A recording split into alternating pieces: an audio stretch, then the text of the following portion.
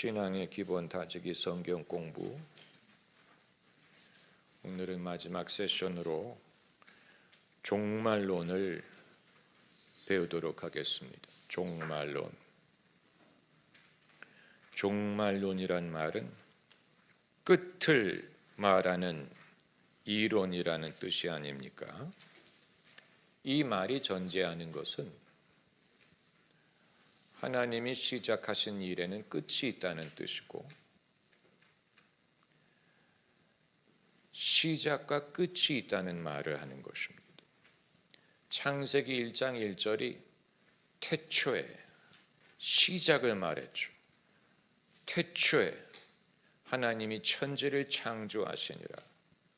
그 이전은 우리가 알 수 없어요. 그 이전에도 하나님이 계셨어요. 그 이전에도 하나님의 아들이 존재하셨고, 그 이전에도 성령이 존재하셨어요. 왜냐하면 하나님의 신이 물 위에 운행하시니라고 한 걸 보면 천지가 만들어지기 전에 하나님의 신이 계셨고, 말씀이 하나님과 함께 계셨고, 말씀이 하나님이 신이라. 태초에 말씀이 계시니 예수 그리스도도 만세 전에 예수님과 함께 계셨다는 뜻이에요.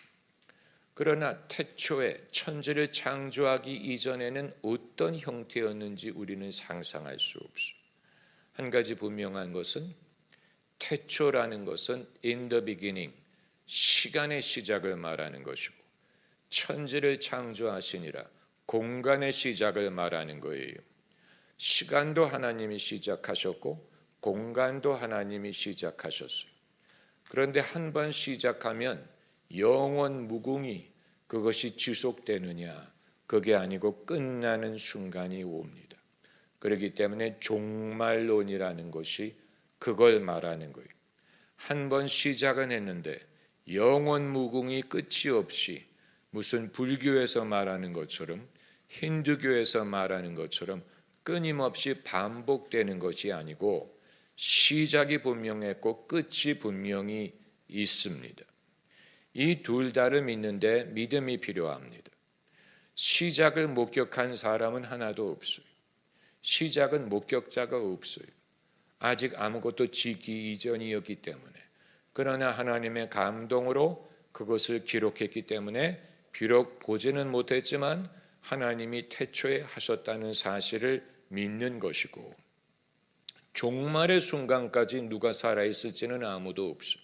아무도 모르죠. 아마 우리 중에 그때까지 살아있는 사람이 없을 거예요.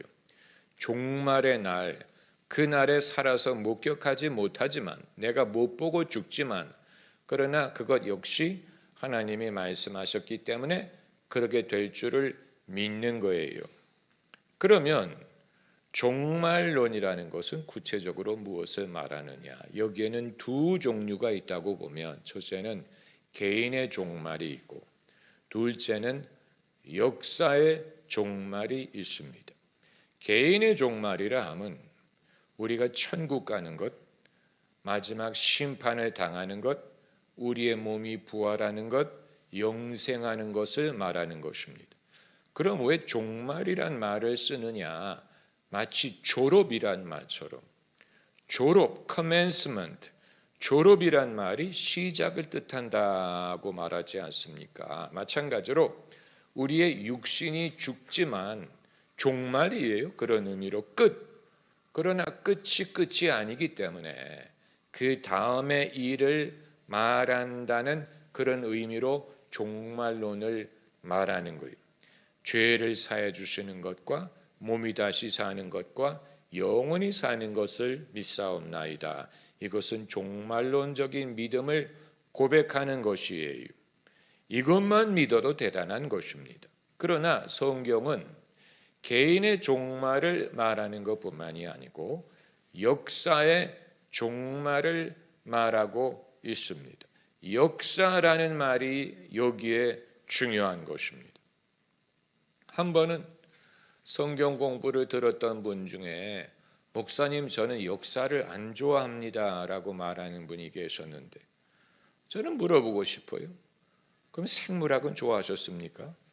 화학은 좋아하셨어요? 영어 좋아하셨어요? 우리가 그런 말을 하지 않잖아요. 나 생물학이 정말 싫어. 가사가 싫어. 수학이 싫어. 영어가 싫어. 그렇게 말을 할 게 아니라면 못하러 역사가 싫다는 말을 하는 것, 외우는 게 싫다는 얘기입니까? 역사라는 것은 굉장히 중요한 개념이고 성경이 말하는 하나님의 말씀은 그냥 시간과 별도로 영원 무궁히 성립되는 어떤 교훈과 윤리와 룰을 말한 게 아니고 역사를 통해 이루어진 일 속에서 나타난 하나님의 섭리를 말하고 있는 것입니다. 이건 역사책이에요. 그래서 아브라함이 등장을 하고 아브라함 이전에 노아의 홍수가 있고 노아의 홍수 이전에 에녹이라는 인물이 있었고 에녹이 있기 전에 가인과 아벨이 있었고 그 이전에 아담이 있었다. 이 모든 것은 해프닝, 이벤트예요.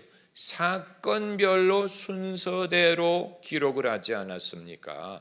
성경이 역사책이에요. 구약 성경도 그렇고 신약 성경도 그렇고 구약 성경이 아이들에게 성경 얘기를 해주기에 아주 적합한 이유는 이 모든 것이 스토리이기 때문에 그런 것입니다.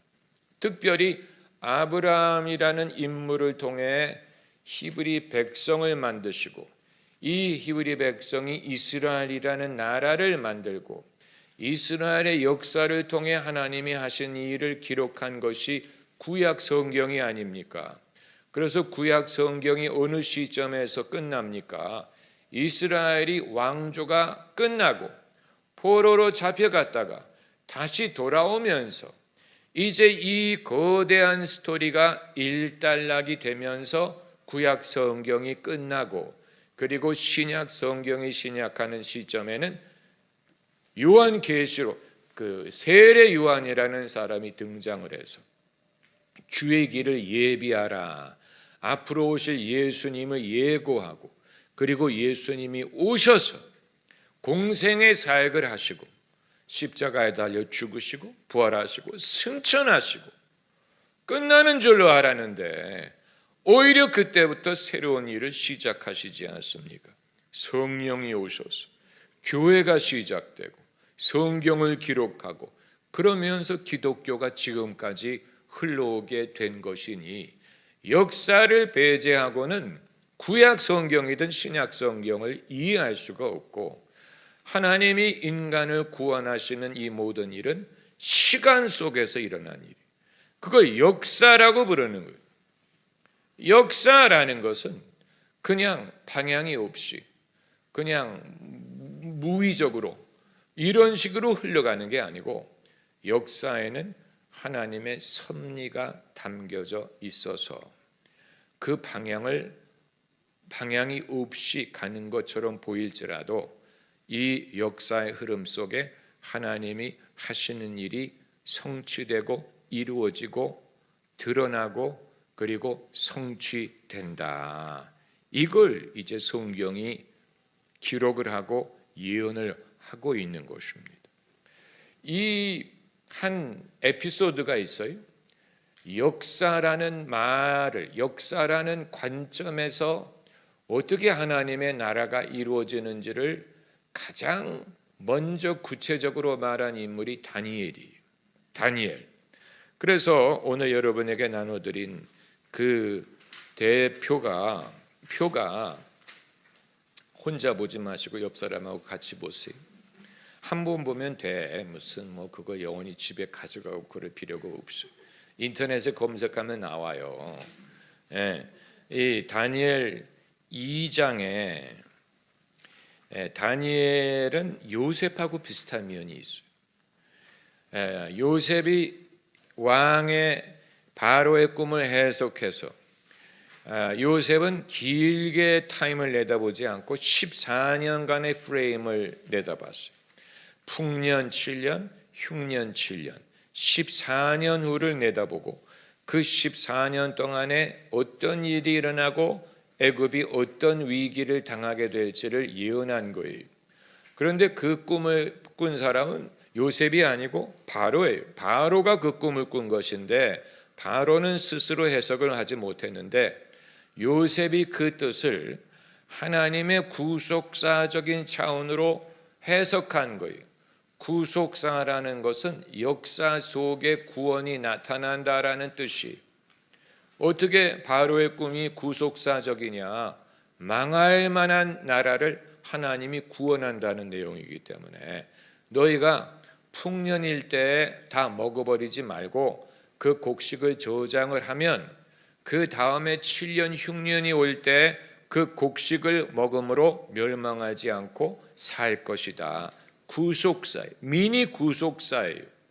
이건 이제 굶어 죽음으로부터 구원하는 것을 말하는 것이지만 그럼에도 구원은 구원이에요. 성경에 등장하는 모든 예언은 구원의 약속과 섭리를 말하는 것입니다. 만약에 예언을 한다고 하는 사람이 선지자라고 주장을 하는 사람이 무슨 예언을 하더라도 어떤 예언을 하더라도 귀신처럼 예언을 하더라도 그 말씀 속에 인간을 구원하려는 하나님의 섭리와 소망을 말하지 않는다면 그건 거짓 선지자예요. 아무리 귀신처럼 예언을 하는 사람이라도 당신 왼쪽 주머니에 뭐가 들어있고 오른쪽 주머니에 12만 원이 들어있고 당신이 찬 시계는 할머니에게 물려받은 거고 당신이 걸고 있는 목걸이는 어제 싸구려를 산 것이라느니 귀신처럼 그렇게 점치는 사람들이 있어요. 그런데 만일 누가 귀신같이 예언을 한다고 저 사람 용해라고 한다면 그건 속는 거고, 성령으로 말미암는 예언은 그 속에 인간을 구원하려는 하나님의 선한 약속이 담겨져 있어요. 만약에 그게 아니면 그건 성령으로 말미암는 예언이 아니에요. 성경에 나오는 모든 예언은 그냥 용한 말이 아니고 다윗에게 한 예언이든 사무엘이 한 예언이든 다니엘이 한 예언이든 예수님이 하신 예언이든 바울이 한 예언이든 요한이 한 예언이든 예수님이 그냥 용한 말을 하신 게 아니고 너에게 물을 달라는 자를 네가 알았다면 그에게 구했을 것이고 그가 너에게 생수를 주었으리라. 생명에 대한 말씀을 하시지 않습니까? 너는 시몬이나 장차 게바라 하리라. 너는 나를 따라오너라. 내가 사람 낚는 어부가 되게 하리라. 내가 얼마나 나 복음을 위하여 고난을 당할지를 말한다. 이 전부가 그 내용은 인간을 구원하려는 하나님의 의지와 약속을 말하고 있어요. 그렇기 때문에 하나님이 주시는 모든 예언에는 희망이라는 요소가 있어요. 왜냐하면 지금 네가 죄인이고 지금 내가 방황을 하고 지금 어려울지라도 어두운 환경은 네가 지날지라도 하나님이 이 모든 것이 지난 후에 너를 건지시고 굳게 하시고 위로하시고 이렇게 하실 거야. 거기에는 다 희망이라는 요소가 있어요. 희망이 배제된 것이라면 그건 멸망하는 사람에게 그 사람에게 심판하는 내용이라면 희망이 없겠죠. 사울 왕에게 한 예언 같은 거, 그건 그 사람이 심판을 받을 거기 때문에 하나님이 심판하셨기 때문에 거기에는 희망의 요소가 없지만 구원을 받는 사람이라면 죄를 지었던 지금 옥중에 있던 사망의 음침한 골짜기를 다니든 반드시 하나님이 당신의 약속을 이루고 너를 건지고 내가 너를 높이리라. 내가 나를 안즉 내가 너를 높이리라. 너를 존귀케 하리라. 전부 다 거기에는 희망의 요소가 있어요. 그건 인간의 시간 속에서 하나님이 하시는 일은 인간을 구원하는 일이기 때문에 그래요. 그래서 이제 다니엘이 느부갓네살 왕의 꿈을 해석을 합니다. 다니엘의 꿈이 아니에요. 자기가 꾼 꿈이 아니에요. 남이 꾼 꿈이고 바로의 경우도 그렇고 느부갓네살의 경우도 그렇고 비록 이방인이지만 국가와 백성을 책임지는 사람에게 하나님이 보여주시는 일이 있었다는 것을 보여주는 거예요. 그런데 이제 그 내용을 다니엘이 해석하는 장면이 여기에 나오지 않습니까? 2장 31절부터 보면, 다니엘 2장 31절부터 보면, 왕이 한 큰 신상을 보셨나이다.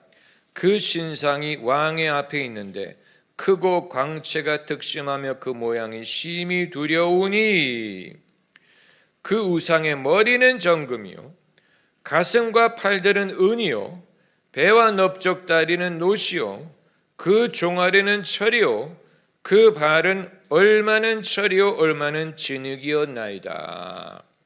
아래로 내려갈수록 나빠지는 거죠. 위에는 황금으로 시작을 해서 금, 은, 놋, 철, 그리고 철과 진흙. 그런데 이게 뭐를 뜻하느냐?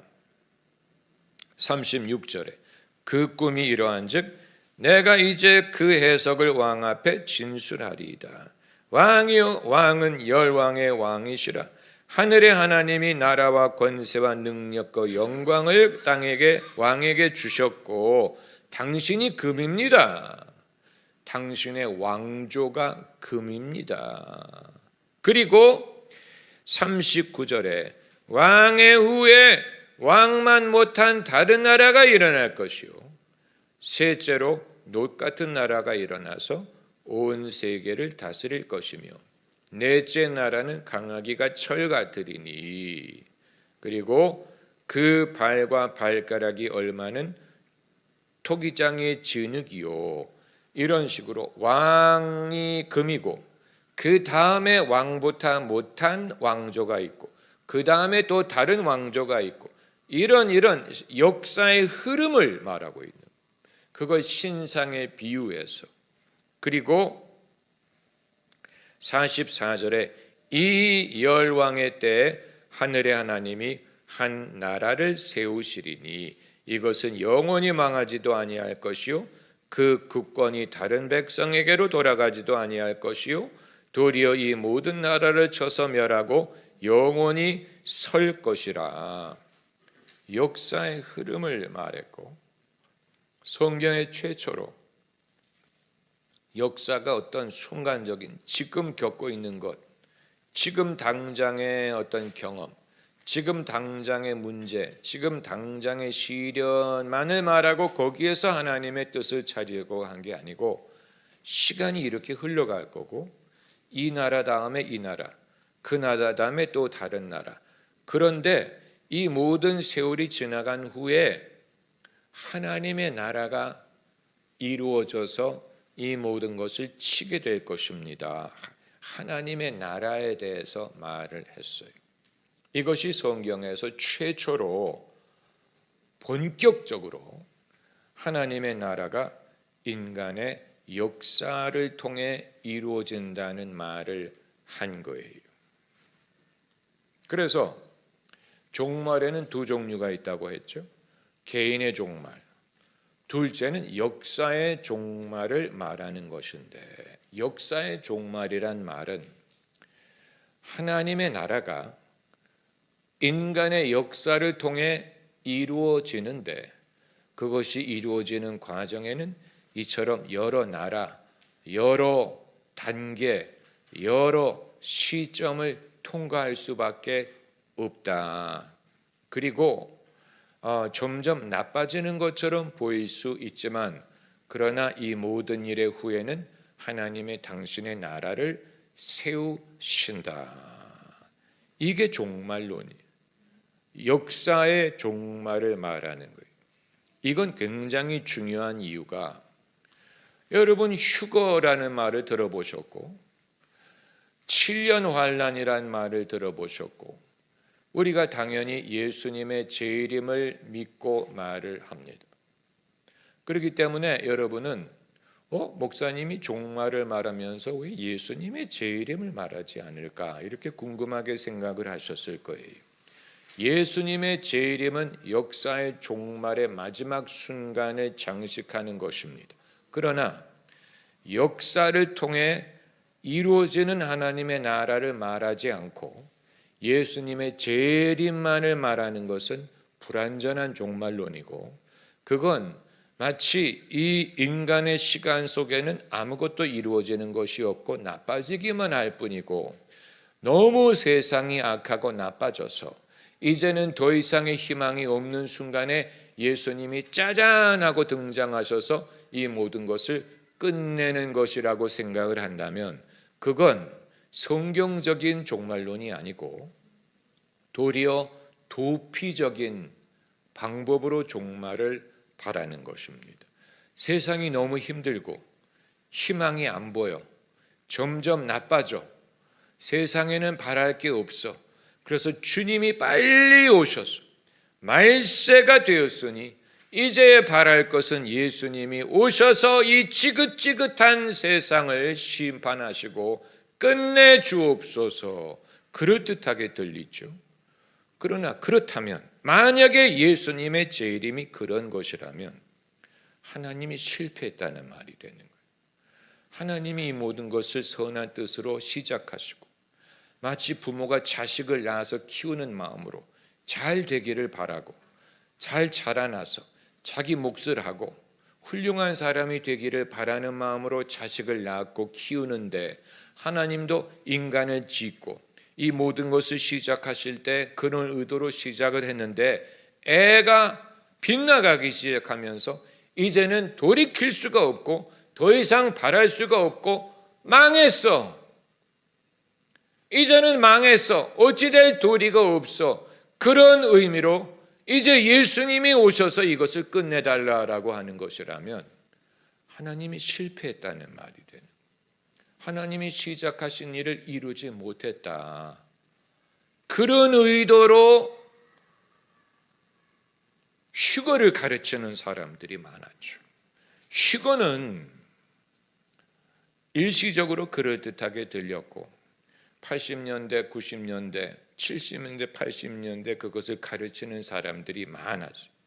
저도 한때는 거기에 심취해서 책도 읽고 그 가르침도 쫓아다니고, 그래서 뭐 7년 환란이고 전반년, 3년 반, 후 3년 반, 무슨 뭐 공중에 예수님이 오셔서 휴거가 일어나고 이 땅에 믿는 자들은 다 사라지고 안 믿는 사람들만이 남아서 세상이 악해지고 뭐 이렇게 됐는데, 이제 마지막에 짜잔 예수님이 재림하셔가지고 끝나게 된다, 아주 그럴듯하게 들립니다. 그러나 그건 하나님의 나라가 이 인간의 역사 속에 이루어진다는 것은 아예 기대도 하지 않고 믿지도 않고 거기에 대한 어떤 소망도 없고, 그냥 망한다, 세상은 망하기 전에 주님이 공중에 임하셔서 믿는 사람들을 데리고 가셔, 약간 구조하는 듯한 의미의 종말을 가르치는 것. 구조, 마치 그 군대가 적군에게 포위를 당해서 전멸될 것 같은 그런 위기에 지원군이 딱 도착해가지고, 옛날에 서부 영화가 그런 게 많았잖아요. 아군이 인디안에게 포위당해가지고 이제 전멸당할 그런 시점에서 저 언덕 넘어서 기병대가 딴따라라 하면서 등장을 해가지고 그들이 다 말 타고 나타나가지고 구조하는, 다 망할 것 같은 상황에서 구조하는 그런 식의 예수님의 재림을 가르치는 사람들이 많았는데, 그 말은 망한다는 얘기예요. 망할 시점에서 겨우 당신의 백성을 건지신다는 말을 하는. 그러면 태초에 시작하신 일은 이제 망한다, 실패한다라는 걸 전제하는. 하나님이 실패하셨네. 하나님이 하시는 일을 못 이루었어. 예수님도 망루를 짓다가 돈이 떨어져서 못 짓는 사람에 대해서 말씀하셨잖아요. 그래서 사람이 애초부터 내가 과연 지을 만한 돈이 있는지를 계산을 해보고 그리고 해야지, 그걸 계산하지 않고 시작을 했다가 끝나지 못하면 사람들이 조롱한다. 그리고 전쟁을 할 때 왕이 내 1만 군대로 저쪽의 2만 군대를 이길지를 계산을 해보고 안 될 것 같으면 화친을 청한다라고 하지 않았어요? 그러면 사람이 막루를 짓는 것도 이걸 이룰 수 있을 것인지를 미리 알고 시작을 해야 된다면 하나님이 인간을 만든 것도 같은 원리죠. 하나님이 당신의 뜻을 이루실지를 알고 시작을 하신 것입니다. 만약에 그게 아니고 세상은 악해지고 죄가 흥왕하고 결국은 망해. 예수님이 부랴부랴 오셔서 남은 자들만 겨우 건져 가셔야 된다면 그럼 주님이 하나님이 시작하신 이 공사를 이루지 못한다는 말이 되는 거예요. 그렇기 때문에 역사의 종말이란 후쿠야마라는 사람이 역사의 종말, 이건 굉장히 성경적인 주제를 가지고 후쿠야마가 종말 어떤 종교를 말하려고 한 건 아니지만 그 사람이 보기에도 어떤 인류가 어떤 그 역사가 완성되는 단계에 가까이 온다라고 믿었기 때문에 역사의 종말이라는 책을 쓴 것처럼 함석헌 선생이 쓴 역사의 뜻으로 보는 역사라는 책이 있어. 뜻으로 보는 역사. 여러분 기회가 되면 한번 함석헌 선생이라고 대한민국의 유명한 기독교 사상가예요. 함석헌 옹이 뜻으로 보는 역사, 이거는 한국의 역사를 구체적으로 신앙의 관점에서 보고 한국인의 역사에 하나님의 뜻이 어떻게 나타나느냐를 파악하려고 한 책입니다. 그분의 결론은 왜 한민족이 그동안에 수천 년에 걸쳐서 그렇게 많은 고난을 당할 수밖에 없었느냐, 그건 무의미한 게 아니고 결국은 우리를 구원하기 위해 하나님이 하신 것이다. 구원하기 위해서 그 모든 것을 허락하셨다. 그 모든 시련이 있었기 때문에 우리가 누구보다도 더 믿음을 간절하게 갖고 하나님을 의지하고 결국은 하나님의 섭리를 통해 그동안의 한민족의 많은 고난과 시련이 헛되지 않게 하신 것이다. 그리고 그렇다면 한민족뿐만이 아니고 다른 민족, 모든 나라가 마찬가지다. 그들이 고난을 당하든 노예가 되든 어떤 시련이 있든 간에 무의미하지 않고 반드시 거기에는 하나님이 그들을 구원하려고 하는 선한 뜻이 담겨져 있다. 그런 의미로 뜻으로 보는 역사라는 책 제목을 지은 거예요. 그렇다면 성경이 그것을 말하고 있는 것입니다. 그래서 그 관점에서 요한계시록을 읽어야 됩니다. 요한계시록처럼 어려운 책이 없어요. 그리고 그 느낌이 너무 어렵고 무섭지 않습니까?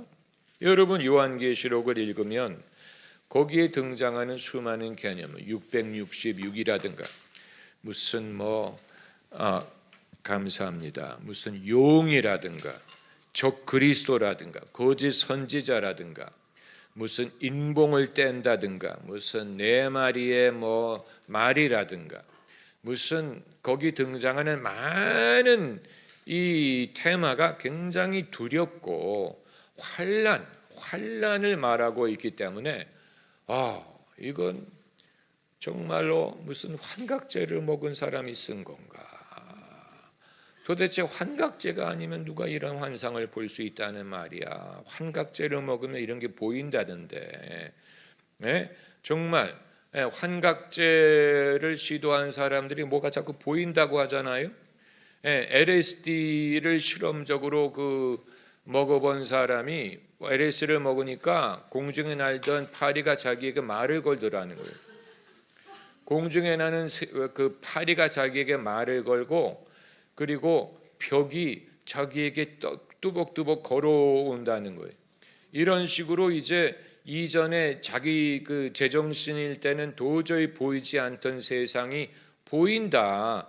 그래서 그 환각제를 종교적인 목적으로 실험하는 사람들이 있어요. 환각의 그 역할이 과거의 그 원시 종교가 환각을 유도하기 위해 그런 그 풀이라든가 나무 잎사귀를 사용했다는 역사적인 기록이 있어요. 그런 뭐 버섯이라든가 이런 것을 사람이 먹으면 이전에 보지 못했던 영적인 세계의 문이 열리는 것 같다. 오죽하면 파리가 자기가 대화를 하고 짐승 개와 대화를 하고, 평소에는 개와 의사소통이 안 되는 것 같았는데 개와 짐승과 대화를 할 수가 있고, 그리고 세상이 자기가 보지 못했던 그런 색깔이 세상에 있다는 것을 보게 되고, 꽃을 보더라도 이전보다 더 아름다워 보이고, 이런 식으로 그 생명이라는 것이, 새 우주에 있는 생명이라는 것이 이렇게 자기에게 와닿을 정도로 굉장히 강력하게 느껴지더라. 이런 식으로 이제 환각제, 그래서 요한계시록을 쓴 사람은 환각제는 아니지만 하나님의 영감을 이런 식으로 받으면 이런 게 보이나 봐.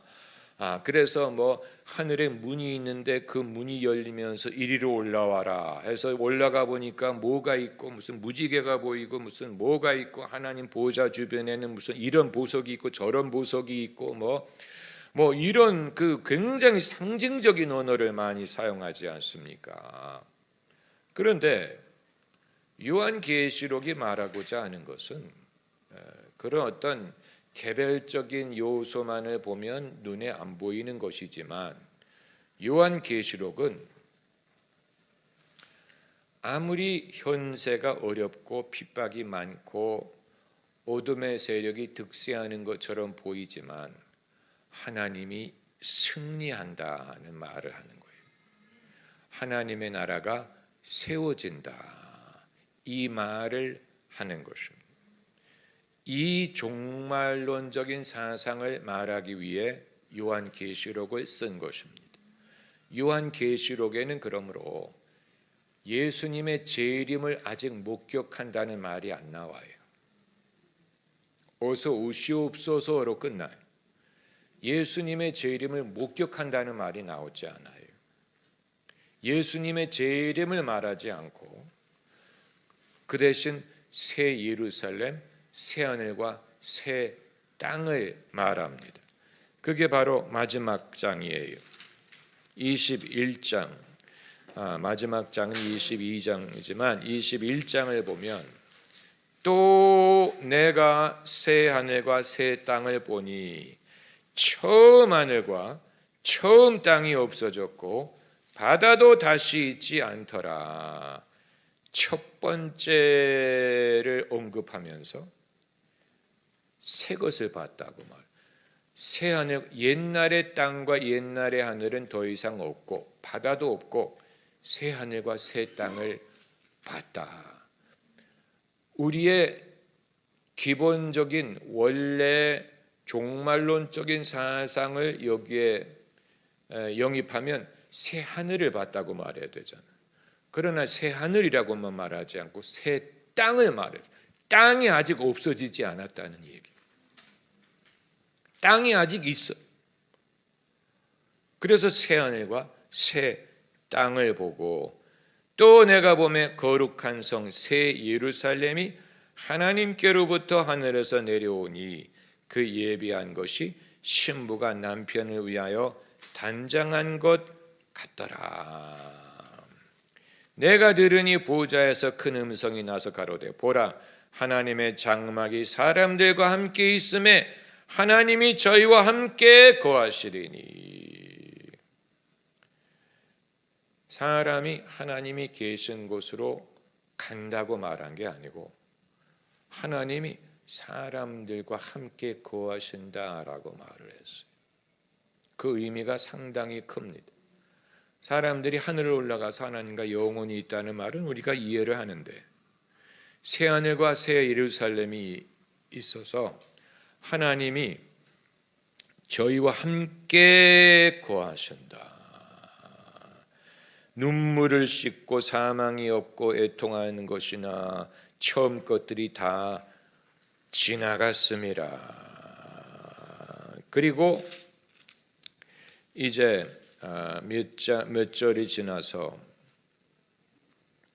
몇 절입니까? 할렐루야, 할렐루야. 내가 적어놨는데 24절을 보시면 24절, 21장 24절에 만국이 그 빛 가운데로 다니고 땅의 왕들이 자기 영광을 가지고 그리로 들어오리라. 땅의 왕들이 아직 있어요.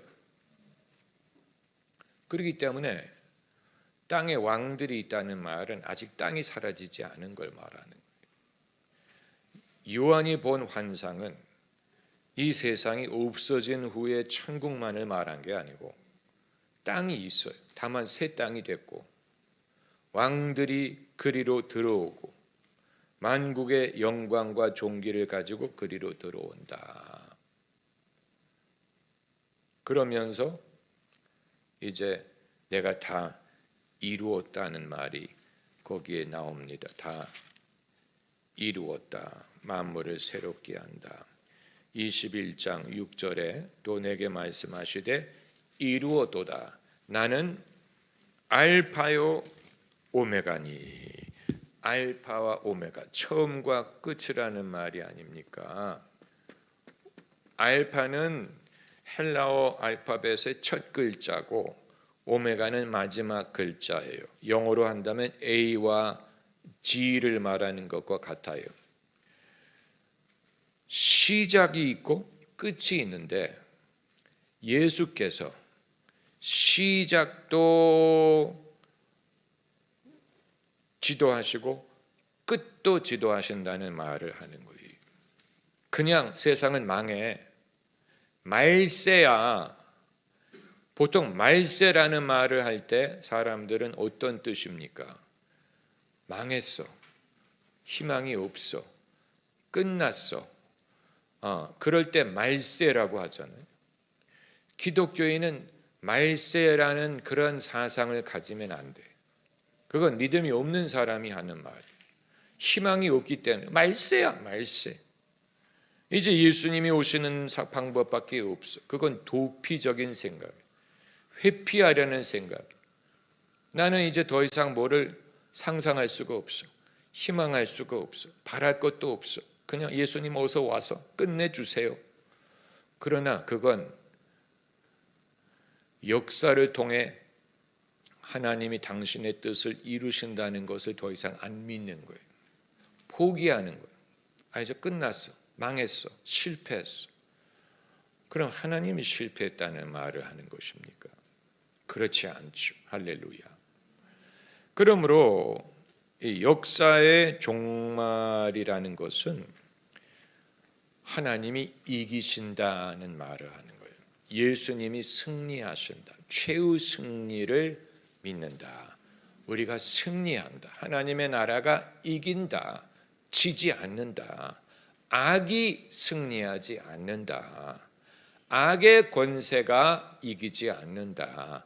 선이 이긴다. 진리가 이긴다. 진리가 이긴다. 하나님이 이기신다. 이게 종말론이. 그걸 믿는 게 종말론적인 믿음이에요. 자, 그러면 개인의 종말과 역사의 종말은 어떻게 연결이 되느냐?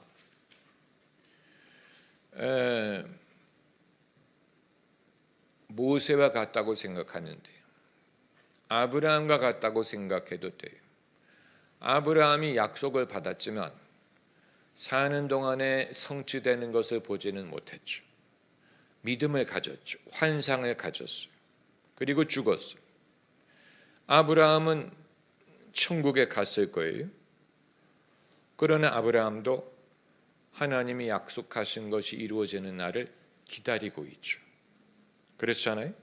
모세도 마찬가지. 모세가 가나안 땅에 못 들어갔죠. 멀리 바라보고 죽었어요. 그러나 다음 세대가 들어갈 것을 믿었죠. 이처럼 개인의 종말은 역사의 종말이 이루어지기 전에 먼저 와요. 우리가 종말의 순간을 맞아요. 그러나 우리 모두는 내가 하나님 품으로 올라가는 것을 믿는 것뿐만이 아니고 하나님이 시작하신 일이 이루어질 것을 믿으면서 가는 거예요. 아직 다 이루지 못했을지라도 성취되는 걸 다 보지 못하고 죽어요. 모세처럼.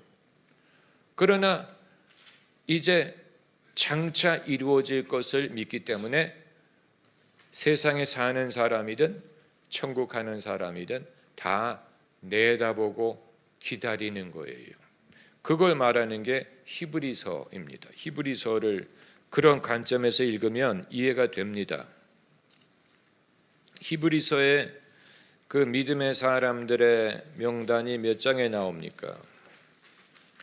히브리서 11장에 나오죠. 11장에 이제 그 여러 사람들이 나와요. 이 사람들이 그 시간의 순서대로 기록이 되어 있는데 이게 역사를 말하는 거예요.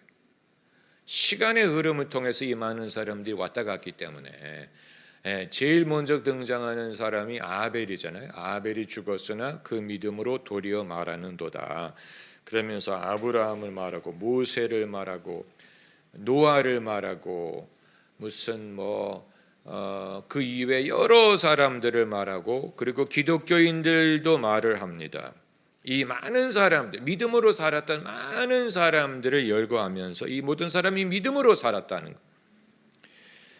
그런데 이제 그 마지막 절에 39절에 이 사람들이 다 믿음으로 말미암아 증거를 받았으나 약속을 받지 못하였으니 이는 하나님이 우리를 위하여 더 좋은 것을 예비하였은즉 우리가 아니면 저희로 온전함을 이루지 못하게 하려 하심이니라. 증거를 받았는데 약속을 못 받았다는 말은 성취되는 것을 보지 못하고 죽었다는 얘기예요. 그 종말의 역사의 순간은 그들이 사는 동안에 아직 안 왔다. 그들은 먼저 갔다. 그래서 그런 의미로 어느 한 사람도 하나님이 그들에게 약속하신 것이 다 이루어지는 것을 본 사람은 없었다. 다윗도 못 봤죠. 내 왕위가 내 가문을 떠나지 않으리라. 다윗이 그거 못 보고 죽었잖아요. 그 이후에 성취됐죠. 예수님이 다윗의 자손으로 오셔서 왕의 왕이 됐으니 그렇잖아요. 여기에 등장하는 입다든 라합이든 무슨 아브라함이든 야곱이든 요셉이든 어느 누구도 요셉도 이 자기 가문이 다시 가나안으로 돌아갈 것을 믿었지만 본인은 애굽에서 죽었잖아요. 그래서 요셉의 유언이 뭐였어요? 너희가 갈 때 내 뼈를 가지고 가다오. 그게 상징적으로 보여주는 것은 하나님이 약속하신 것은 내가 못 보고 죽는다. 내가 죽은 후에 뼈라도 가지고 가서 거기에 묻어달라. 앞으로 이루어질 것을 말한 것 아닙니까? 이게 바로 만약에 인류의 역사를 통해 하나님의 일이 성취된 것을 믿지 않는다면 기다릴 필요가 뭐가 있어요? 기다리는 게 무의미하죠. 뭐를 기다려? 기다려서 무슨 효과가 있어요? 그렇죠. 그러나 역사라는 말을 쓰지는 않았지만 이 모든 사람들은 그걸 이해하고 있었던 거예요. 장차 이루어질 거야. 누룩처럼 예수님이 하나님의 나라를 누룩에 비유하시고 겨자씨에 비유하신 게 이런 뜻입니다. 예수님은 비유로 말씀을 하셨기 때문에 이걸 이론적으로 다 설명하지는 않았어요. 예수님이 이것을 다 설명하시리라고 생각할 수 없고 그럴 필요도 없어요. 예수님은 하실 말씀만 하고 가셨기 때문에 그리고 성령이 오셔서 너희에게 가르치리라 알리리라고 하셨기 때문에 예수님도 이 종말에 대한 시나리오를 다 말씀하지 않으셨어요. 그날과 그 시는 하나님이 당신의 권세를 주셨기 때문에 너희의 알 바 아니요 성령이 임하시면 너희가 내 증인이 돼서 땅끝까지 증인이 되리라고 말씀을 하시고 떠나가셨어요. 그 이후에 사도들과 선지자들이 더 구체적인 말을 한 것이 요한계시록이라든가 히브리서라든가 서신이라든가. 그리고 여기에 대해서 나는 100% 알아요, 나는 이 시나리오를 완벽하게 알아요 라고 하는 사람은 없어요. 그런 사람이 있다면 그 사람은 거짓 선지자예요. 우리가 다 희미하게 알죠. 어떻게 이걸 시나리오를 알겠어요? 이 이단과 사이비를 구별하는 방법 중에 하나는 그들이 성경이 말하지 않는 희한한 종말론을 마치 자기가 하나님의 직접 계시를 받은 것처럼 아주 분명하게 주장한다는, 그건 이상한 거예요. 성경도 우리가 아직 얼굴과 얼굴을 마주대하지 않고 거울을 보는 것처럼 희미하다고 했는데 마치 자기가 얼굴과 얼굴을 본 것처럼 그 말하는 모든 이단과 사이비에는 종말론이 있어요. 종말론적인 희망을 등에 업고 사람들에게 어필을 했어요. 동학에도 종말론이 있고, 또 중국의 역사를 보면 중국의 강한 종말론적인 사상을 가지고 반란을 일으킨 집단이 많아요. 황건적도 그렇고 홍건적도 그렇고 그 옛날에도 그렇고 청나라에도 있었어요. 그 반란을 일으킨 많은 집단이 종교 집단이었어요. 그들이 그 황건적이 그 주장한 게 뭡니까? 하늘빛이 누래져 가지고 뭐 누가 쇠하고 뭐 누가 이렇게 종말론적인 사상을 가르치지 않. 홍건적도 그렇고, 그리고 청나라의 그 반란을 일으켰던 그 동방, 그 영화 이름이 뭐죠? 동방불패도 그게 그 종말론적인 사상을 가르친 종교파예요. 동방불패도. 예, 거기에 나온 것도 그 종말론적인 사상이고, 동학도 그래요. 동학에 대해서 이제 저는 정치적인 평가는 하지 않을 거예요. 왜 조정이 동학을 탄압할 수밖에 없었는지. 그러나 당시의 정황은 중국이 그런 이해가 많이 있었기 때문에 동학이 똑같은 사상을 가지고 일으킬 때 조정은 그걸 위협으로 간주할 수밖에 없었던 거예요.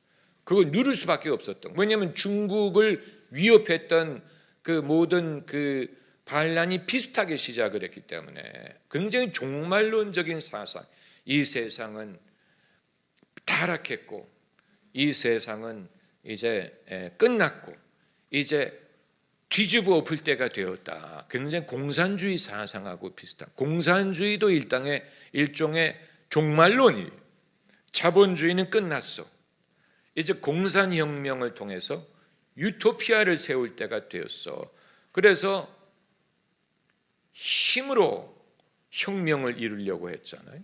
무력으로. 공산주의가 무력으로 피를 흘려서 전쟁을 통해서 혁명을 통해서, 그게 일종의 종말론이에요. 그리고 그게 많은 사람에게 어필했어요. 현세에 대해서 불만을 가진 사람에게 공산주의가 어필하는 거예요. 세상은 이렇게 타락했고 자본주의는 빈부의 격차가 많고 뭐 끝났고 뒤집어 엎자. 그게 공산주의 종말론이에요. 그래서 공산주의자들은 하나님을 말하지 않고 그 대신에 뭐를 말합니까? 아니, 역사를 말하잖아요. 역사를 말하잖아요. 공산주의가 그 하나님처럼 숭배하는 게 역사의 흐름, 나는 역사를 믿는다라고 말하잖아요. 역사. 그런데 그 모든 게 성경에 하나님이 역사를 통해, 그런데 역사의 주인이 하나님이에요. 역사라는 게 그냥 덜그러니 혼자 있는 게 아니고 역사 속에 하나님의 섭리가 있어요. 우리 모두는 우리의 사는 동안에 하나님을 섬기고 믿게 하기 위해 우리를 이 땅에 보내셔서 사는 동안에 하나님을 섬기고 그리고 우리가 죽어 장사될 거예요. 그러나 하나님이 약속하신 것은 계속 이루어지고 그것이 장차 이루어질 것이다. 이걸 믿는 게 하나님에 대한 믿음이에요. 그게 종말론적인 믿음. 이루어질 것을 믿습니다. 하나님의 뜻이 이루어지리이다. 하나님의 나라가 임하리이다. 그걸 고백하는 거예요. 할렐루야. 여러분은 역사의 종말에 관심이 있으십니까? 개인의 종말에 대해서 더 생각을 하십니까? 우리의 그 인생의 시점에 따라 그게 다르겠죠. 우리의 그 처한 상황에 따라 그게 다르고. 예수님은 당신의 종말을 예언하시고 역사의 종말도 예언하셨어요. 모세도 그랬고 스데반도 그랬죠. 스데반도 하늘이 열리며 예수님이 하나님 우편에 서 계신 것을 본다 그랬죠. 이건 굉장히 상징, 자신의 종말에 대한 믿음뿐만이 아니고 예수님이 승리할 것을 나는 믿어. 나는 예수님을 인해서 이렇게 순교하지만 예수님이 승리하실 거야. 그걸 말하고 죽은 거예요. 대단한 거죠. 할렐루야. 우리도 그런 믿음으로 세상을 떠나기를 바라는 것입니다. 할렐루야. 정말로 참으로 그렇게 되기를 바라는 거예요. 하나님, 내가 세상 떠나는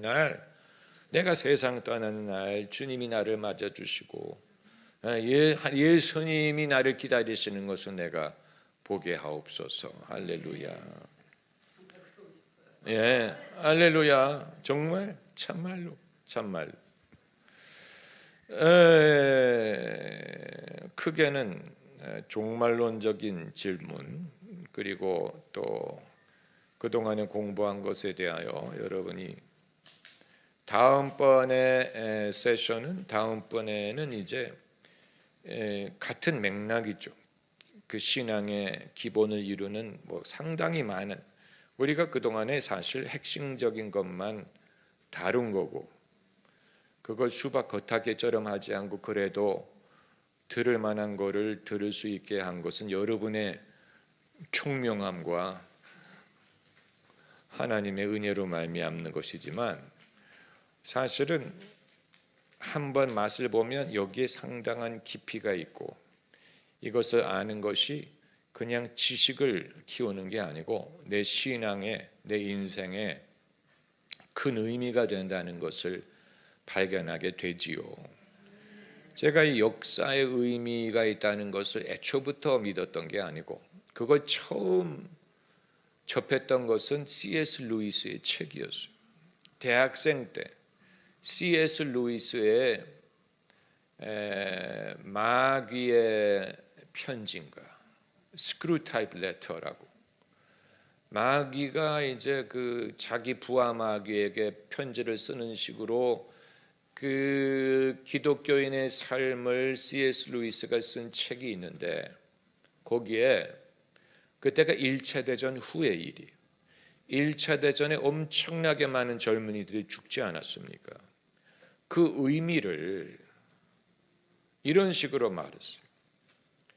만약에 전쟁이 없고 평화만 있었다면 이 젊은이들은 인생을 즐기고 자기 인생을 즐기느라 거기에 취했을 것이지만, 전쟁이라는 참사가 있었기 때문에 이들은 자기의 영혼에 대해서 생각할 수밖에 없게 되었으니, 이 전쟁이 있고 많은 희생이 있었던 것이 결코 하나님 나라의 손해가 된 것이 아니었다라는 말을 했어요. 그때 제가 역사 속에 하나님의 섭리가 이런 식으로 나타날 수 있구나.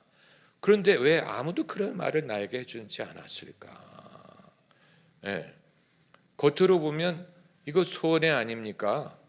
겉으로 보면 이건 정말 참상 아닙니까? 라고 보는 것 속에 오히려 그런 일이 있었기 때문에 사람이 자기의 세상의 영광은 잃었을지라도 자기의 목숨을 건지고 영혼을 건질 수 있다면 손해 본 게 아니다라는 이 반사적인 역설적인 하나님의 섭리가 있다는 그런 뜻이었기 때문에 그 역사에 나타나는 하나님의 섭리는 역설적인 게 많아요.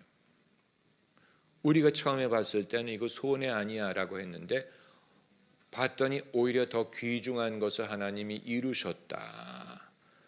그런 의미로 하나님의 나라를 세우셨다. 이런 할렐루야.